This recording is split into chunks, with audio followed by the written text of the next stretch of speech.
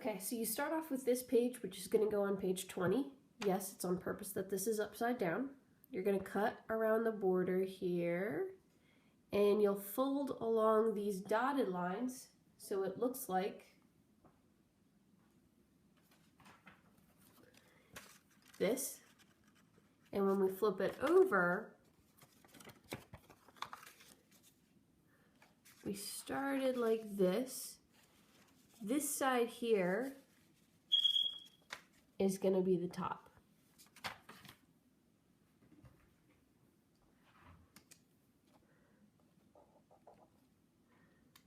So make sure when you cut it out, take this side, turn it, and flip it over, and you're going to glue it into your notebook just like that. All right, let's start off with what we have underneath the slope formula, which is this one here. And if you want to write that in, you can. So we can write in here that this is the slope formula. And when I open up that flap, I am able to write in an example here. So we're going to take the 2 points. This is when we start from 2 points. So our example is 5, -3, and the other point is 2, 4. Now if you notice on here we have this y2, y1, x2, x1. So the first step is to go through and label which one's y2, y1, all that. So this letter here, this first number here is always x, and this one's always a y. And we just have to decide which ones are x1 and y1 and which ones are x2, y2. And it doesn't matter as long as the 2's match here and here. The second step will be to plug it into the formula. So we'll take 4 minus -3 all over 2 minus 5. And then for step 3, we're going to simplify everything. 4 minus -3 is 7. 2 minus 5 is -3. So I'm going to put that negative on the outside. And this is my slope. M is the letter we use for slope. The next one we're going to do is looking at from an equation. And the equation should be in the form y equals. So I'm going to write from y equals. And we should remember some of this information, that the m, just like I said, is the slope. The b, you might remember, is the y-intercept, which we will talk about next week. And so you can find the slope by looking at the letter that's in front of x, the coefficient of x. So for example, if we had y equals -7/3x plus 1, our slope is -7/3. So far we have 2 forms. Let's look at our third form from a graph.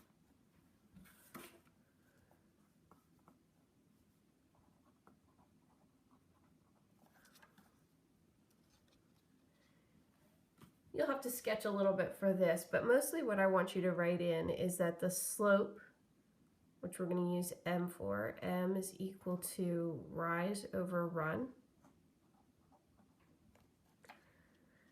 So if we have the points, and we can even kind of graph it on here, we have our points 5, -3, 1, 2, 3, 4, 5, -3, and we have the point 2, 4, that's up here. We have a line connecting them. The rise is the up and down change, and the run is the side to side change. And we can use, I'll keep using the example in the little graph here. We keep using, we can use like a little triangle to help us. So the rise is this vertical line on the triangle. The run is the horizontal line. And we can see when we start here, we're gonna read left to right.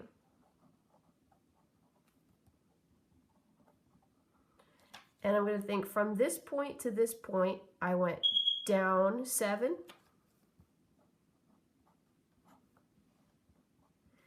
And I went across 3. So my rise, which was my up and down change, was -7. And my run, which was side to side, was up 3. So that's my slope. And the last one is working from a table. And on a table, we're going to get the slope from thinking about the change in y over the change in x. Change is represented by this Greek letter, which looks like a triangle. It's called delta. So this is delta y, which means the change in y, over delta x, which is the change in x. So let's put our points back on this table. We'll just keep using the same 2 points. So we had 2, 4, 5, -3. So how far did my y change? Well, I went down 7. How far did my x change? I went up 3. So my delta y, and I'll even kind of sketch this out for you.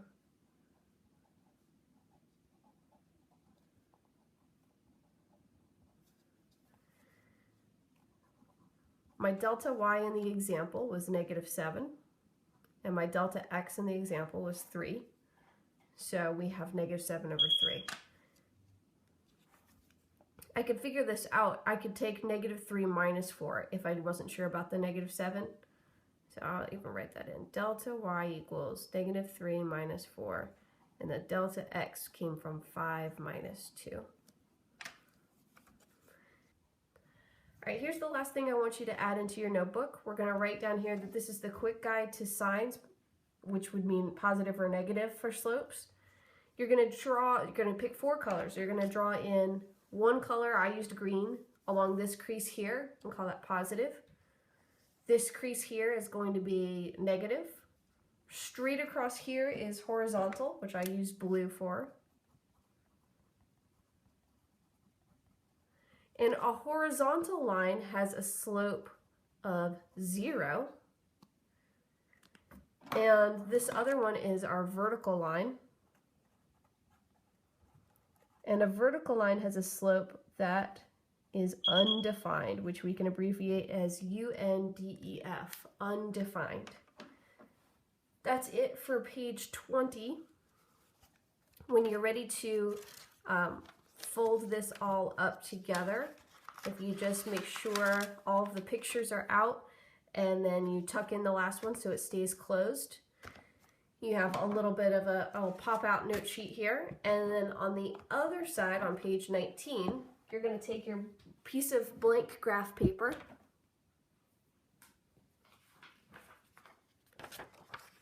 You can trim it down if you need to. Turn it sideways if you want. That's what I did. And you're going to write in your initials using all straight lines.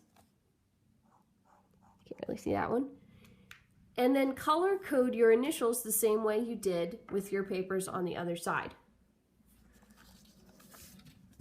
So for example, I'm going to look for all of my positive slopes and make them green.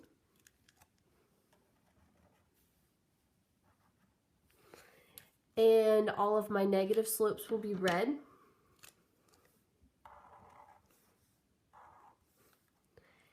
And my horizontal lines, which have a slope of 0, I'm going to trace over with blue.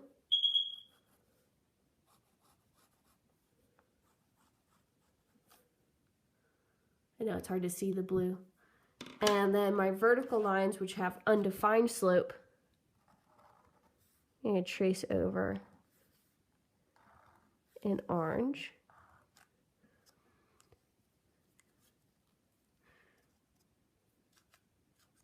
And then I'm going to write in very quickly what those different slopes are.